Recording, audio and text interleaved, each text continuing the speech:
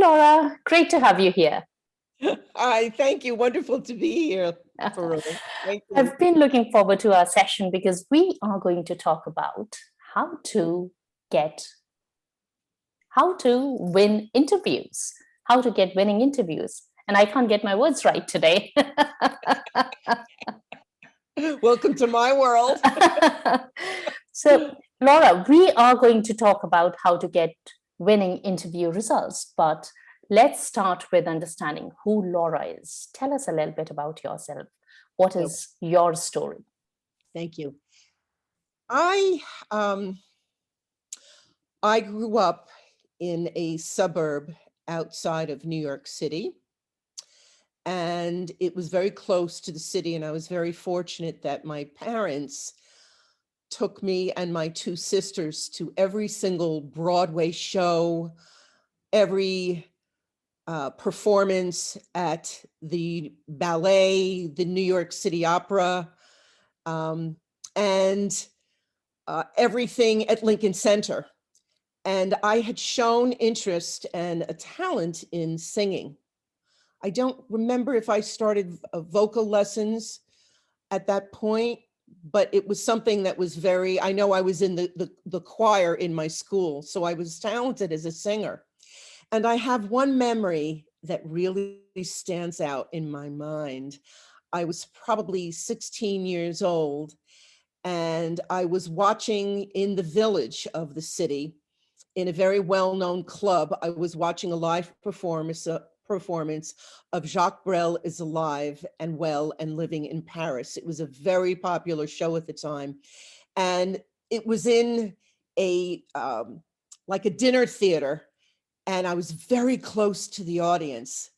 And I remember thinking, I don't want to be watching this. I want to be doing this. I want to be up there performing. And moving forward a little bit, I had decided to go to a musical theater. I studied musical theater in the city with a couple of very well-known performers. And because of who I was growing up as a child, I lacked a lot of confidence. So I went to the school. I was even honored by asking to be in a documentary film by the director of the school. Didn't seem to matter. I graduated from the school, and then I was supposed to get my act together and go out and audition. But I was really stuck in my tracks. I was terrified. And so it took me a long time before I could build up the courage to perform. And it was years later because I still had these tapes in my head. You're not good enough. You're not talented enough. This doesn't sound right. I was always self-criticizing. And that was a huge deficit for me because it prevented me from moving forward. But I was in a group. I got into a musical group in the New York area.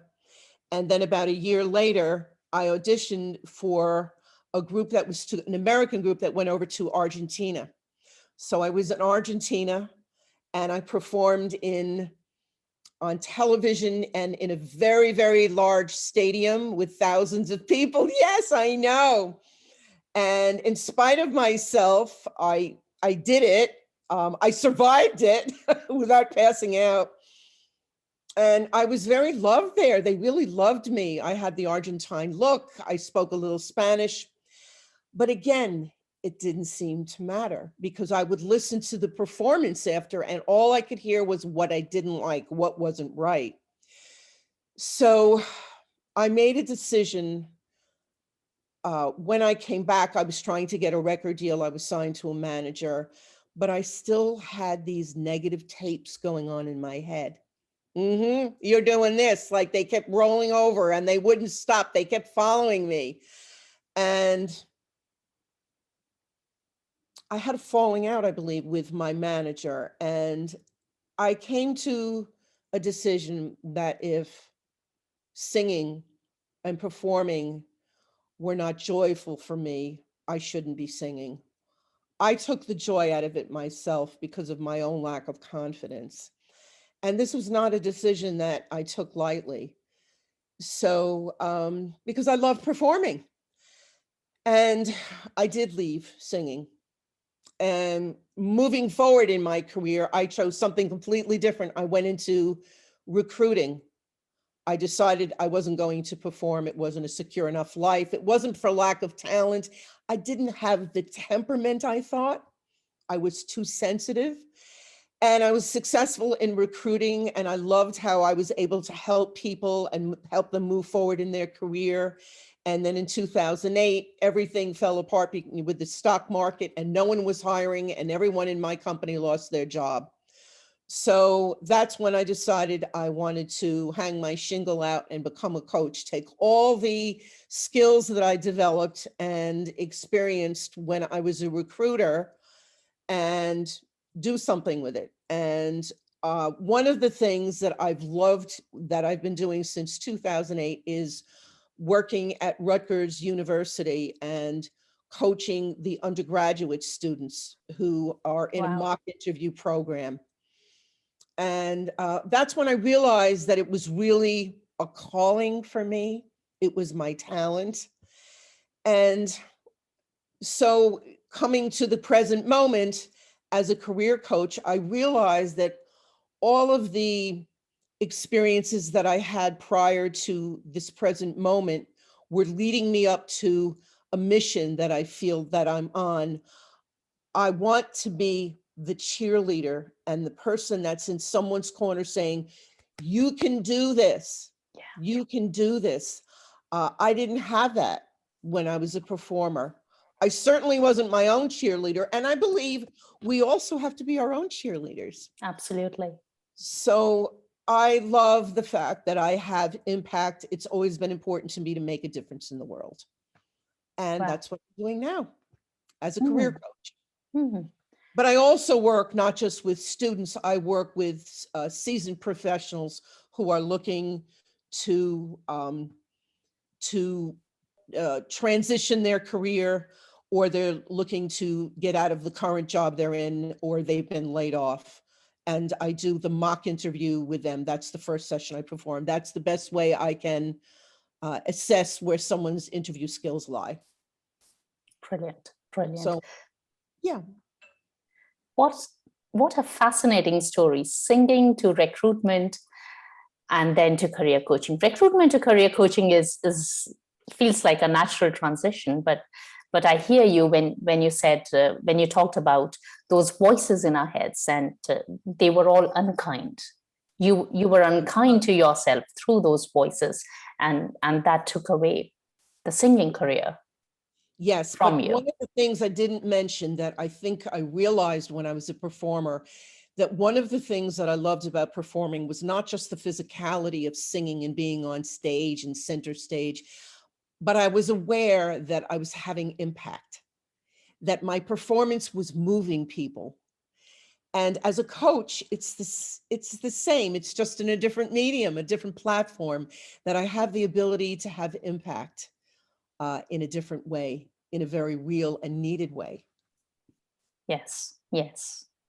So that's always been as a coach, and I think many coaches feel this way. And I realize that the skill of interviewing is not just important for people who are interviewing, it's important for anyone who has their own business, an entrepreneur, someone that's invited to be a guest speaker, to be on a panel. And even if you don't do that, it's just great to have that skill to be able to present with confidence and know your story and know your strengths. This is very important whatever we do in life, whether we're interviewing or not. So all of these skills are very needed and very relatable to many things in life. Yeah, thank you for mentioning that, because when somebody would read the title of the session, How to Get Winning Interview Results, it is easy to assume that if you don't work for someone else, if you don't work as an employee, then having interview skills is something not relevant, but that's not true. It's not true, because the way I see and interpret an interview is that it is a setting wherein there are two people or more than two people sitting together and they're having a conversation. And the typical format is one person is asking questions and the other person is responding. For example, even this conversation can be a kind of interview, because there'll be questions and there'll be answers. And that is done with a specific objective in mind. When somebody's out in the market for a job, getting that job is the purpose, that's the objective, to do that interview well. But as a business owner, as an entrepreneur, you can use exactly the same skills to grow your business. Like you said, podcasts, guest expert interviews, live videos. I ran a live workshop yesterday and there were so many questions from the participants, and I was picking them up in the live session and responding to them.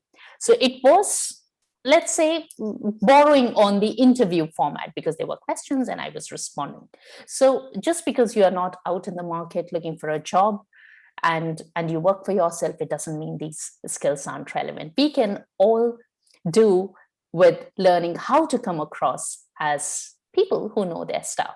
Well, So I was just thinking as you were speaking, Parul, that I believe that everything in life, whether it's personally or professionally, is about a relationship, and it's about connecting, and yeah, it's about engaging.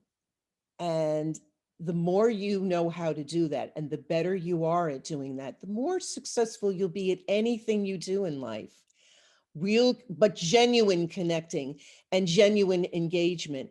And that comes into play in so many aspects of our lives. And if we think of it, it happens every day.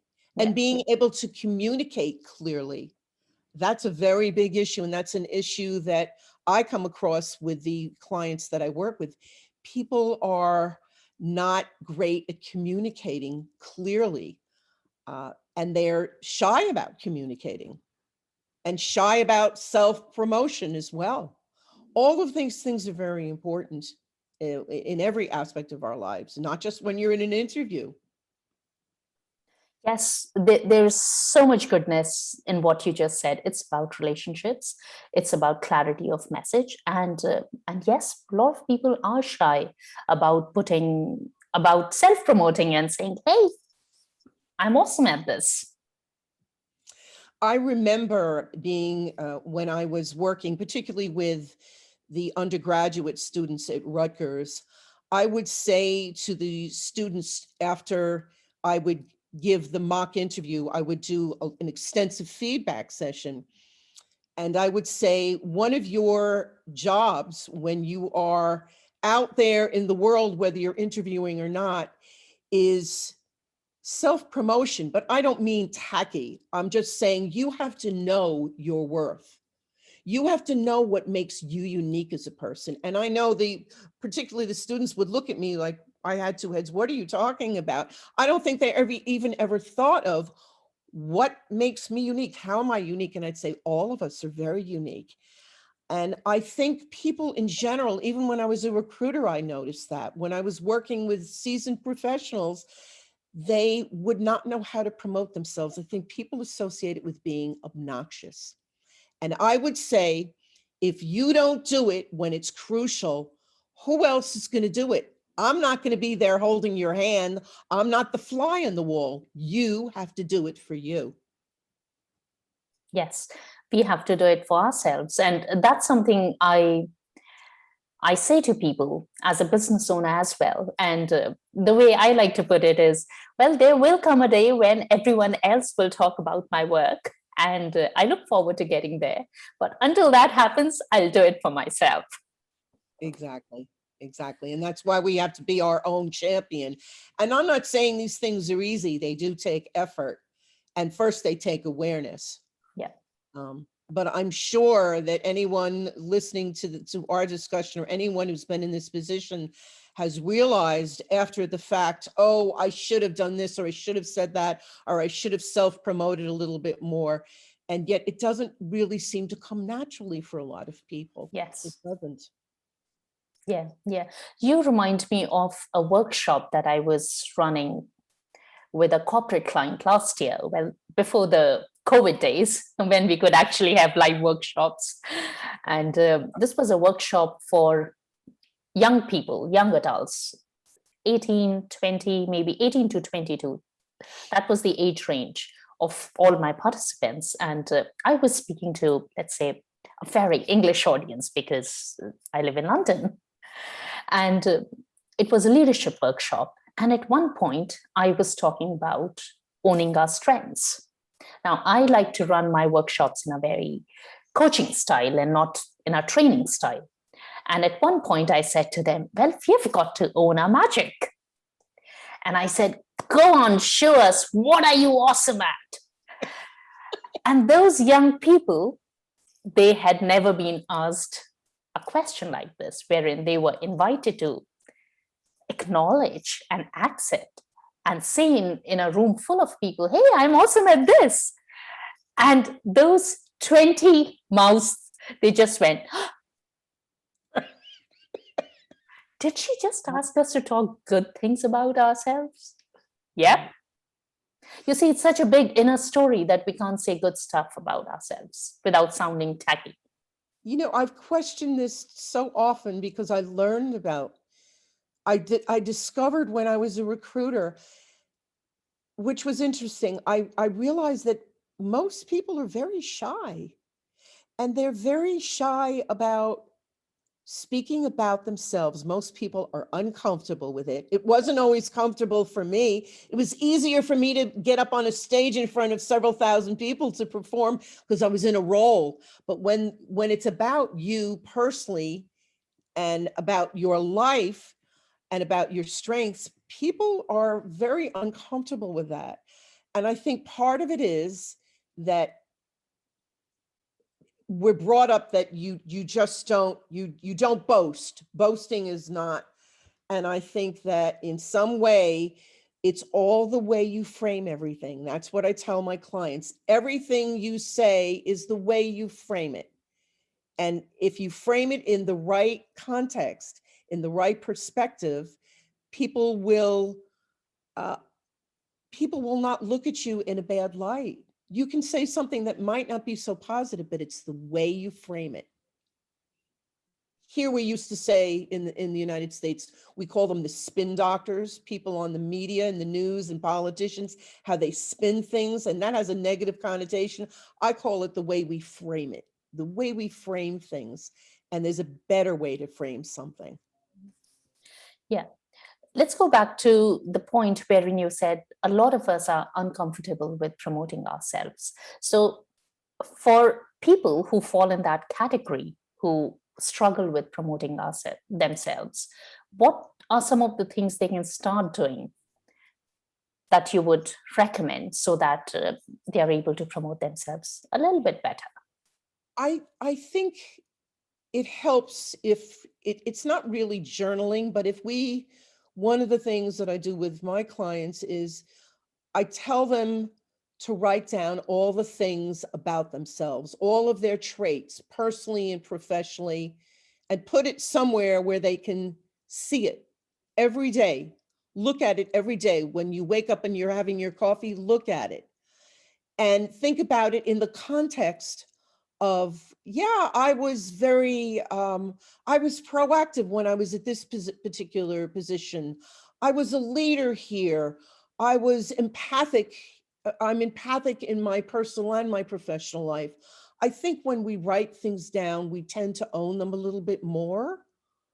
They become just like when we write our own story, just writing it really makes us own it in a different way. I believe it does.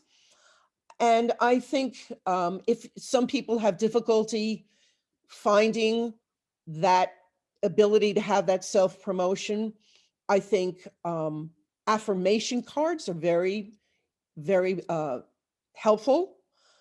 Statements that are very positive, the way we reframe what we say instead of saying, I think I'm very relational.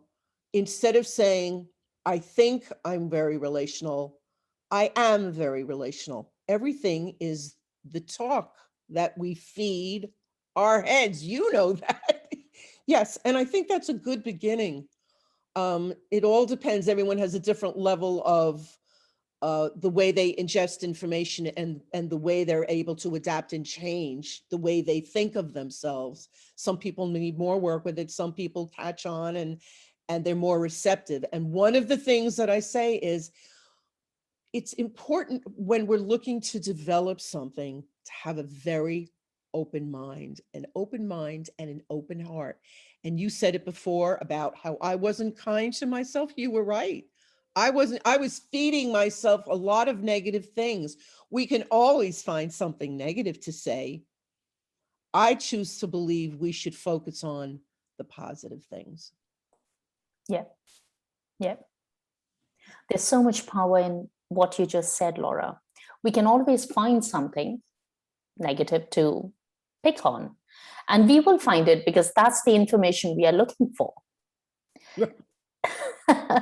If instead of looking for what's wrong with us, we can start looking for what is awesome with us, we are going to find that information because our mind delivers whatever it is asked.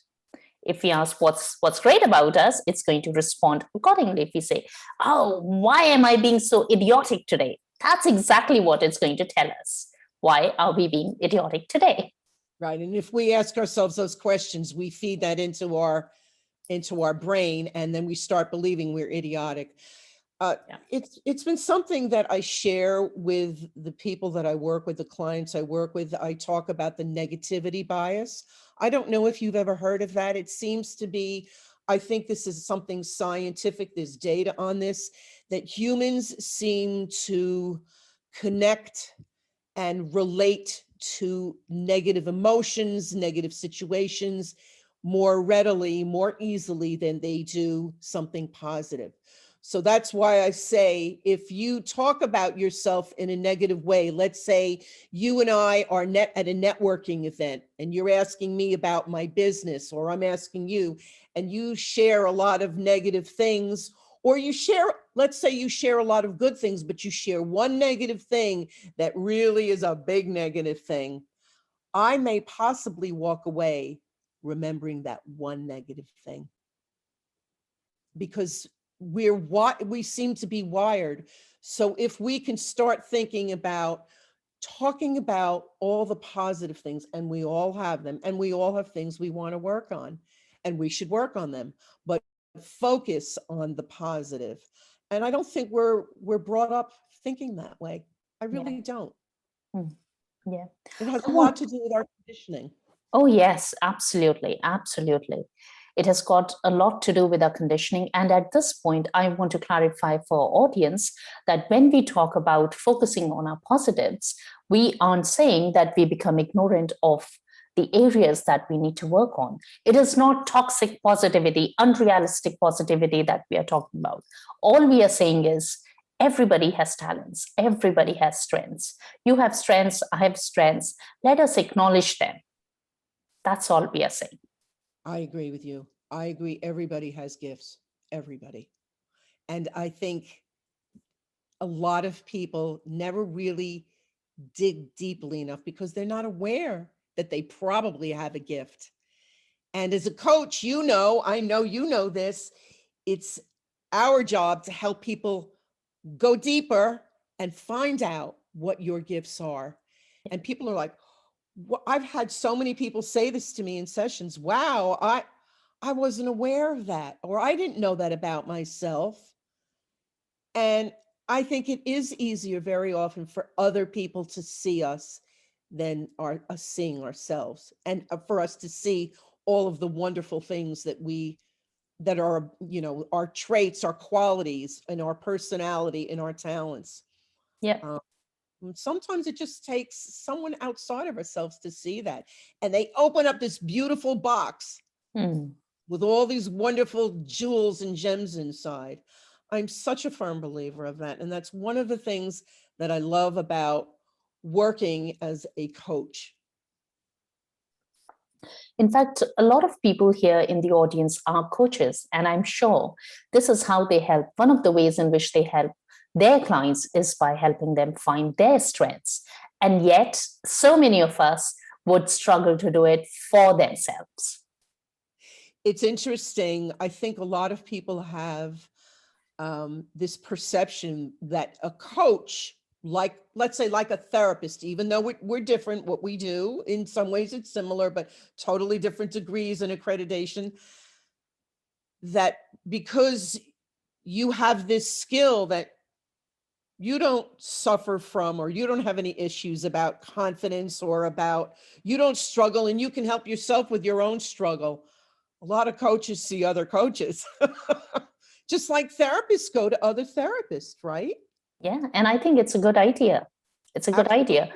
We cannot see everything when we are in our story.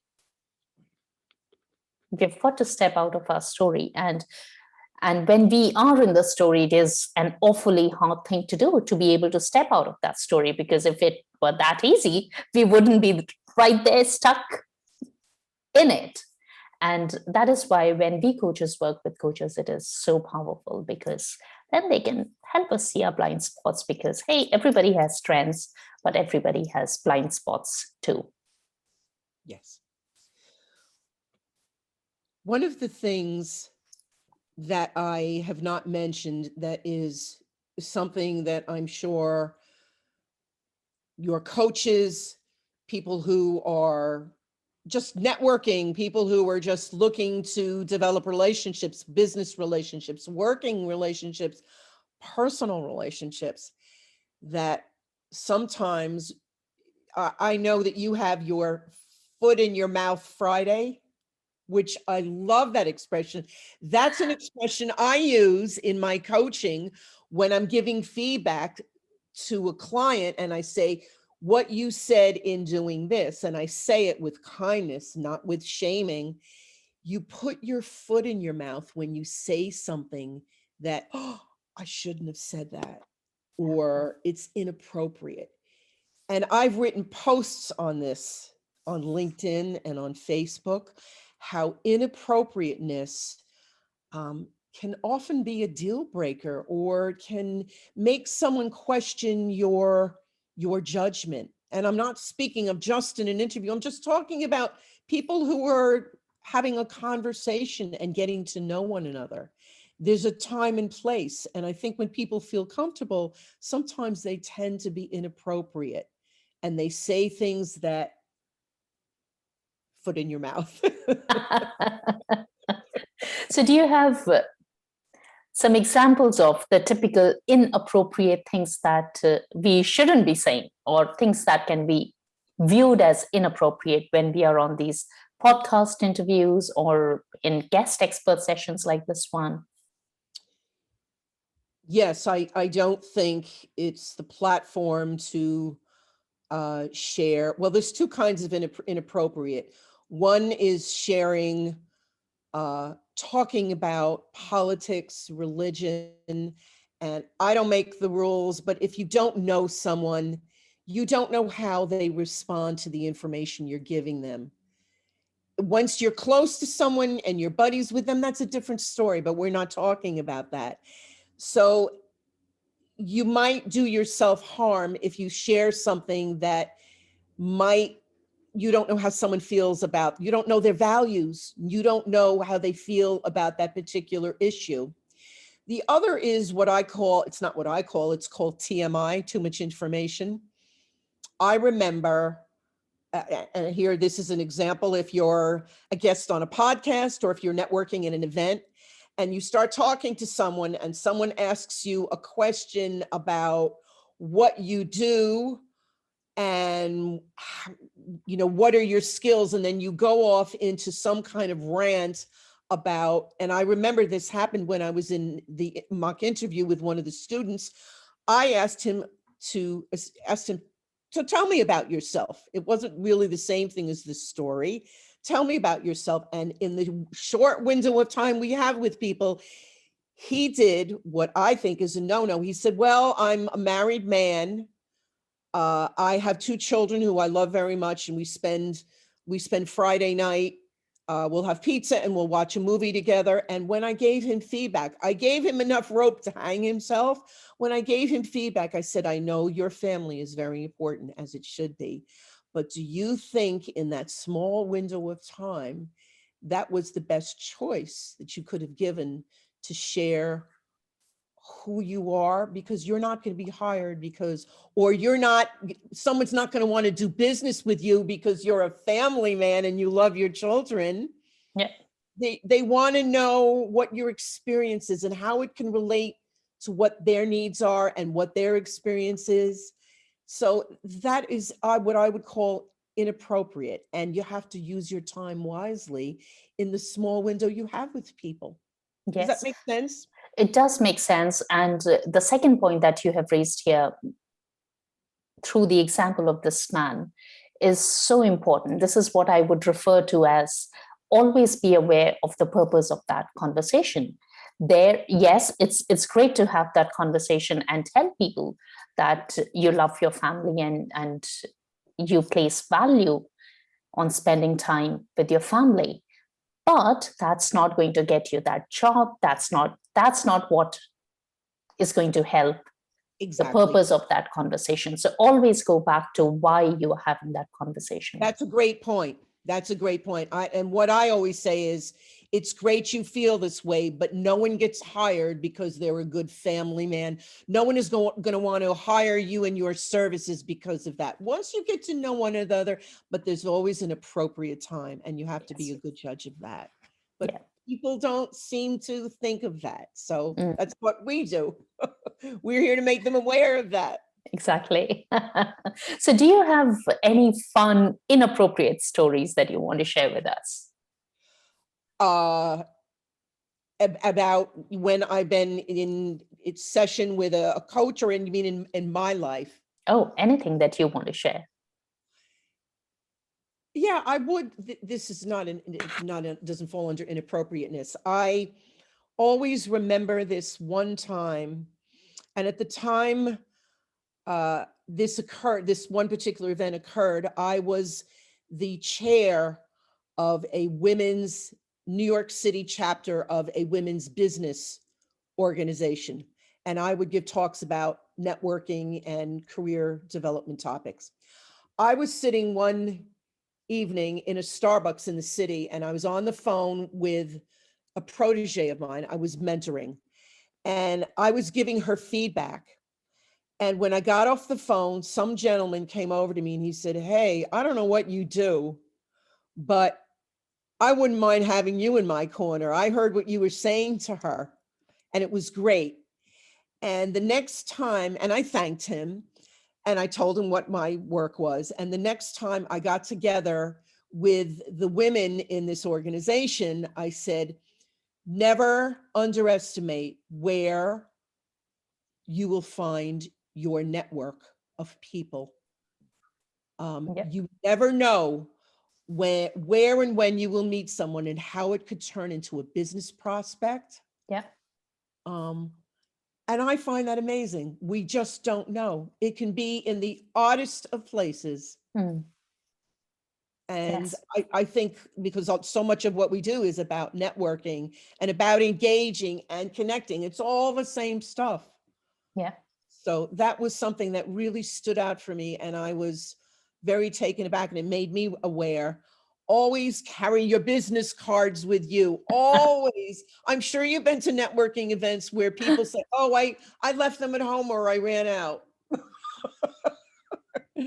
Yeah, we always have to be prepared, right?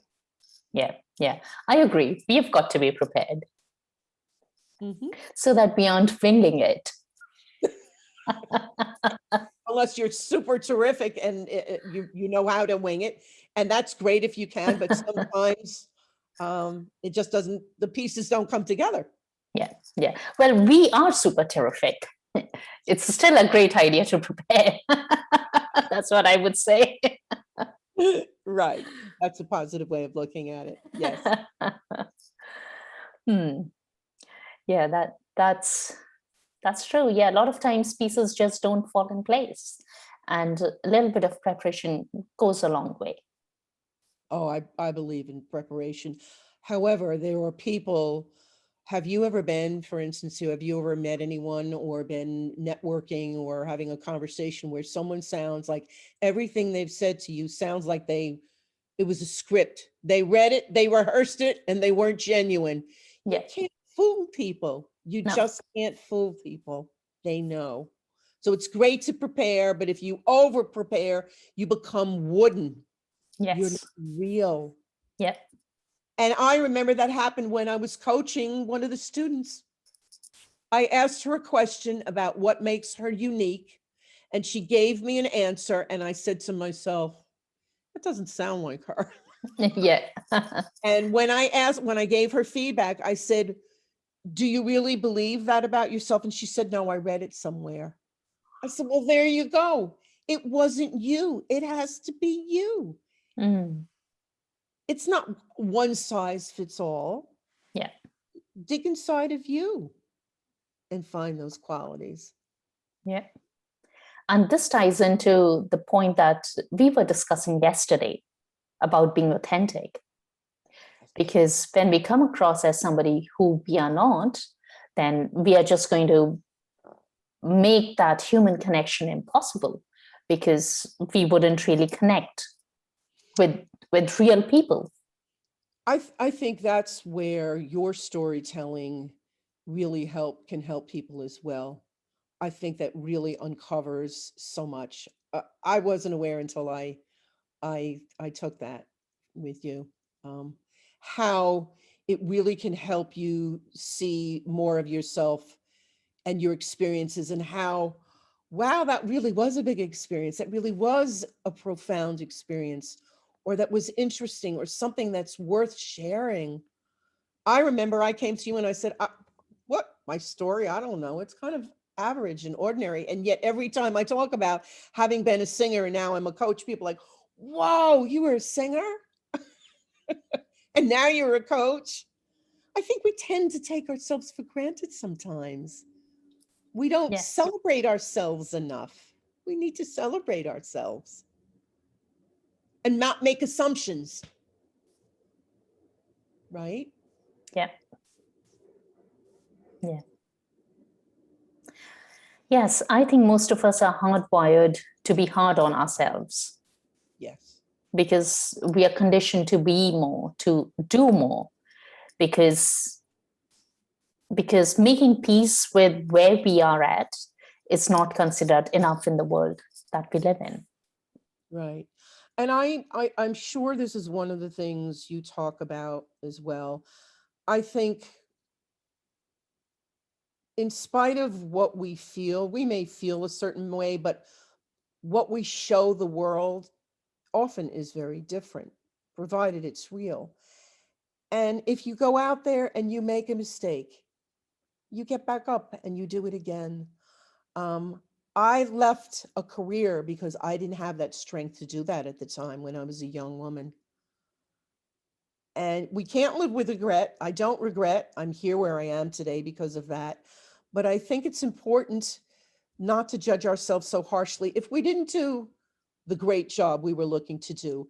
And the more we do something, the more we self promote, the more we talk about our skills and why someone would want to do business with us or engage with us, the easier it gets. Practice makes perfect. Definitely, definitely. Yes, practice makes perfect. Yeah. Although perfection is not something that we seek as coaches. Oh, no, hopefully not. I could talk a thing or two about that, but that's another story. It's not a great quality. No, no. And again, that's our conditioning. But that can change. It's just like I've said to people, it's a lot harder to change your personality. No one can change your personality. But if there are things that you want to develop and improve in your style of communicating, in self-promotion, in presentation of confidence, those are things that are all doable and workable. All of them are. It's far easier than changing your personality. and your character. Yes. Yes. It's a different thing. It's a very different thing. Mm. Yeah. Yeah. Yeah. Changing your character will require a lot more work than Yes, working on a skill. that's a lifetime. Yeah. And I don't That's a know. continuous process. Yes, yeah, and we're all processes we're all a work in progress. And that's something that I tell myself a lot.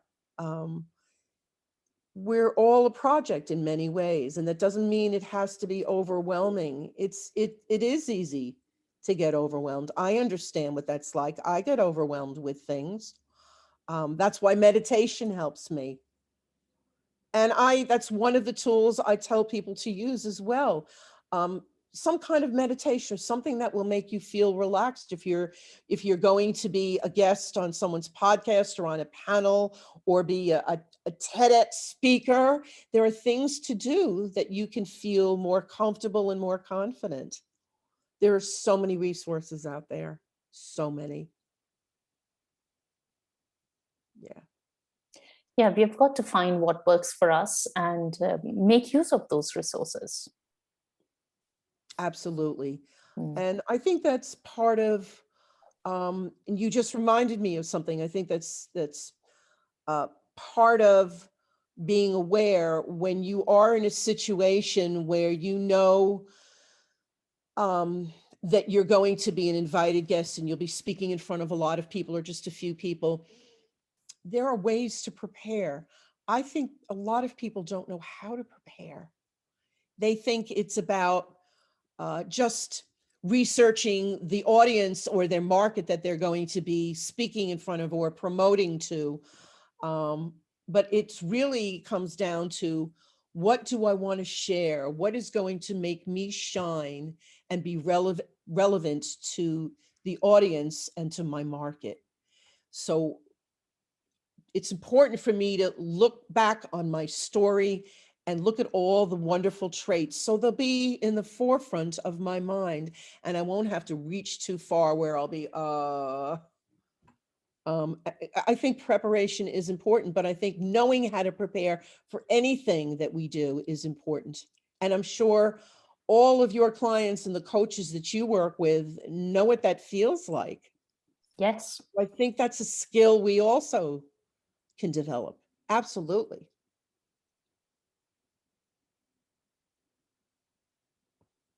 Yes, it's a skill that we can develop. Yes, definitely.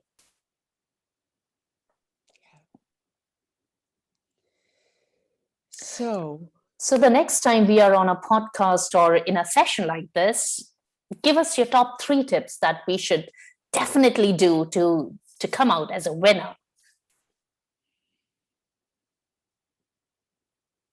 I would say, do your due diligence, and don't just assume that you can wing it. It's important to prepare yourself appropriately.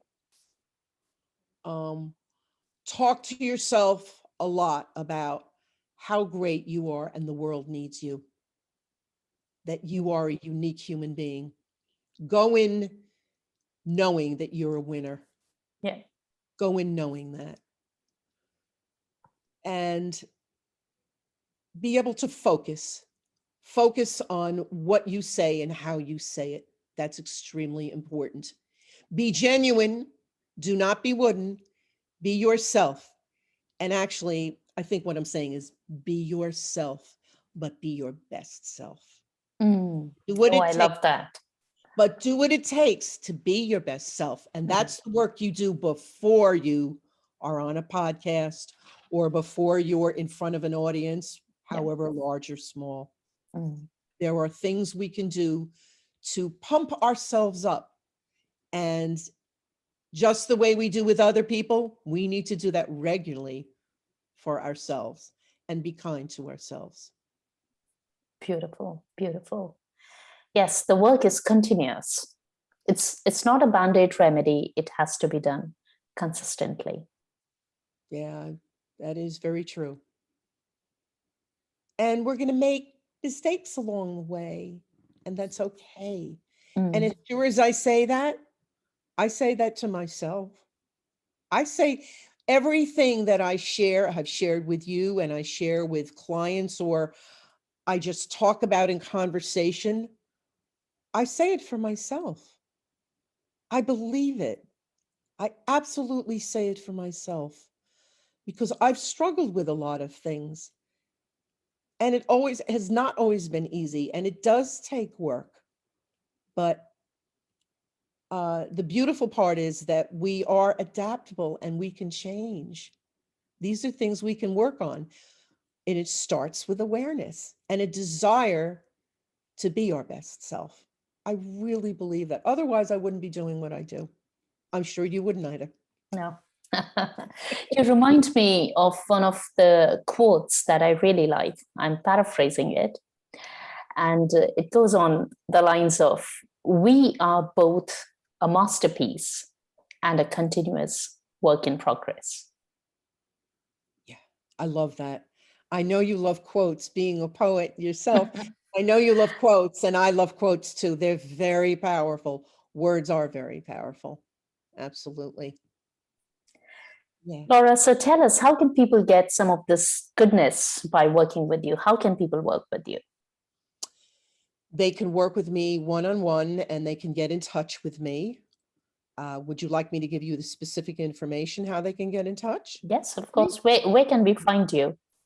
Well, my website is laurarivchun.com. I'll spell that out. It's LauraRiv as in Victor, CHUN as in Nancy.com.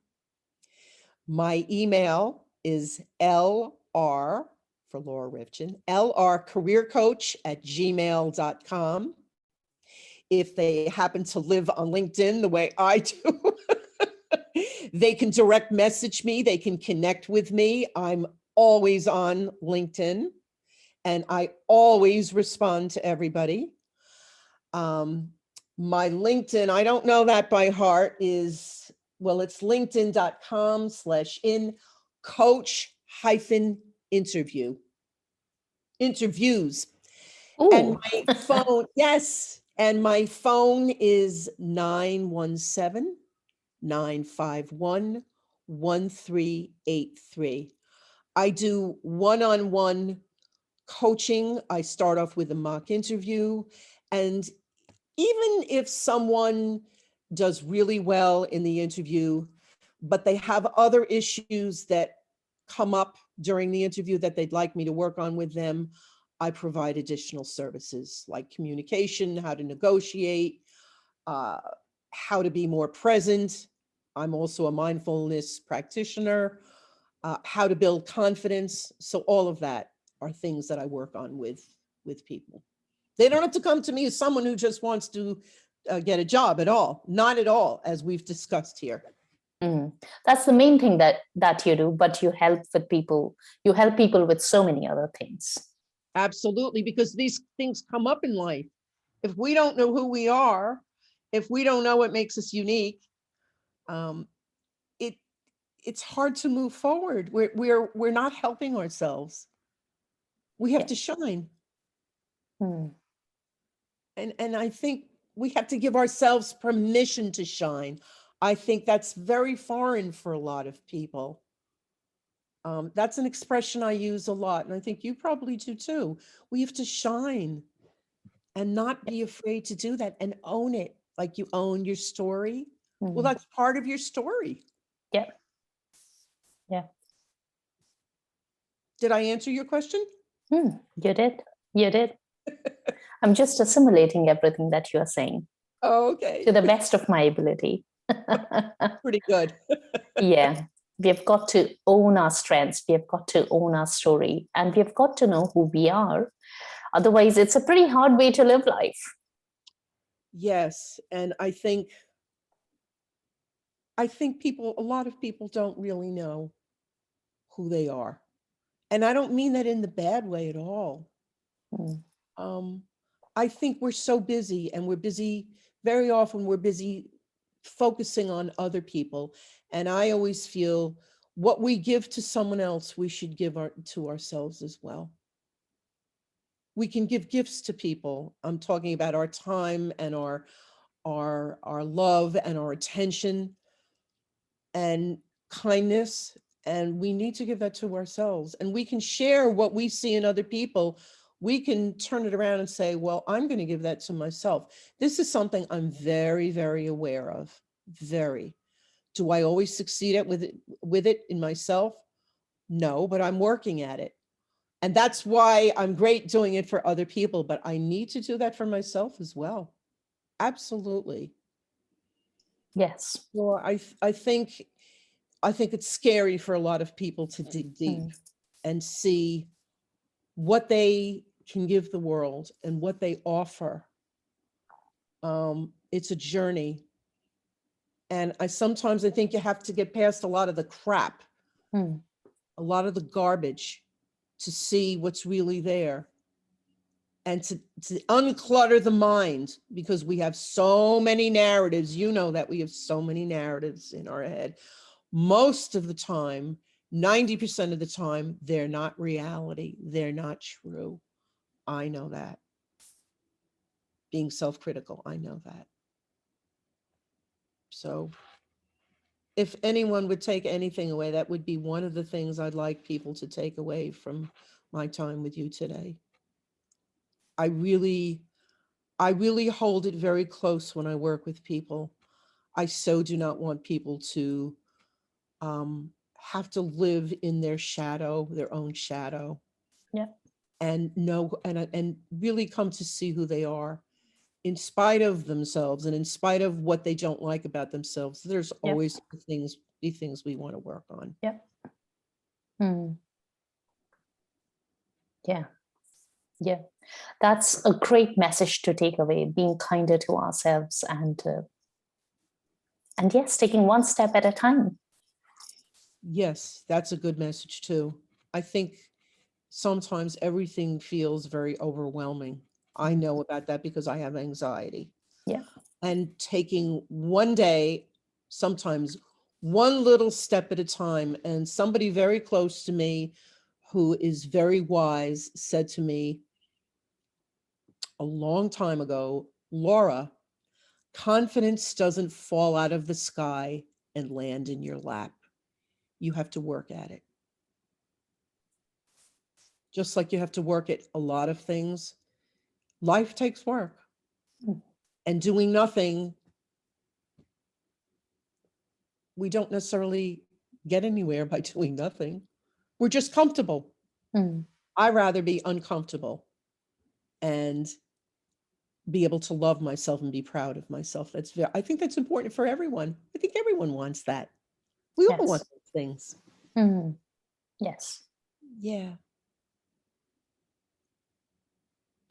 I know it's not always easy. I hope I don't sound like it's an easy thing. I know a lot of this is not. It takes work, but we're worth it. We are Yes. worth it. It's not going to be easy, but it's going to be worth it. Yes. Yes.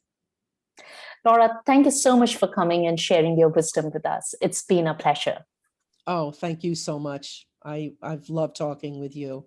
I could talk with you for hours on end because I know you have a lot to share as well. So thank you so, so much. It's been my honor. Really has been, for real. Thank you, Thank you. Laura.